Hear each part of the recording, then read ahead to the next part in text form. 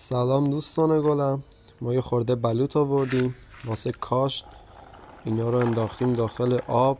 حالا کسانی که در منطقه زاگرس یا هر جای کشور میتونن بلوط بکارن میتونن به هم بگن که شرایطشو بهشون بگم و چطور کاشتن و البته مناطق در چه منطقه ای هستن، کم بارش پربارش، تا کامل بهشون توضیح بدم و اینکه جنگلامون دارن نابود میشن.